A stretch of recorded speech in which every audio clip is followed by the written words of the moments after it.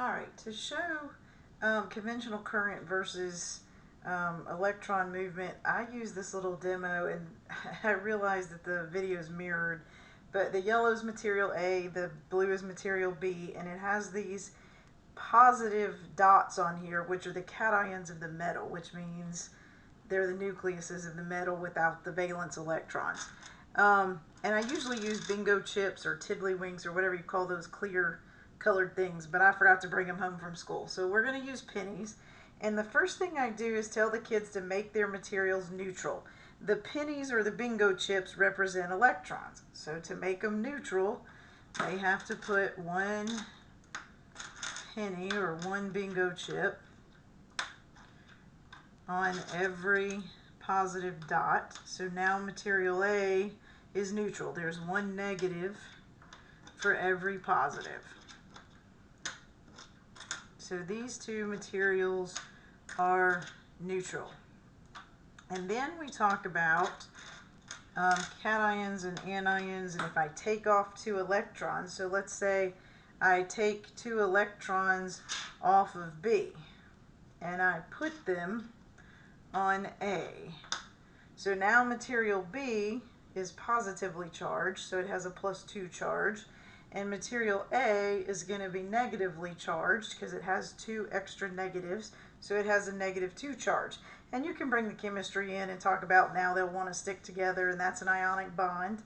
But for electricity, if we pull two charged particles apart, now we have a charge separation. And the electrons, if there's a path and a way to flow over there, will try to get back over to these positive holes. So if we introduce a wire, and let me pull these apart for a second and not connect the wire. Our wire is neutral, so we have copper wire. A piece of copper wire is neutral, so we put all of our electrons on our positive dots. And then if we connect our wire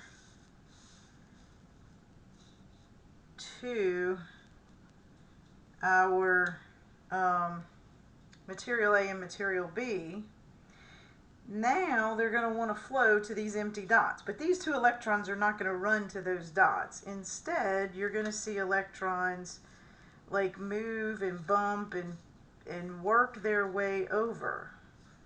Well, as you see the electrons do that, the electrons are moving to my right, to your left, or moving to material B, but the positive holes appear to be moving to the other side, to my left, to your right, until everything's neutral again.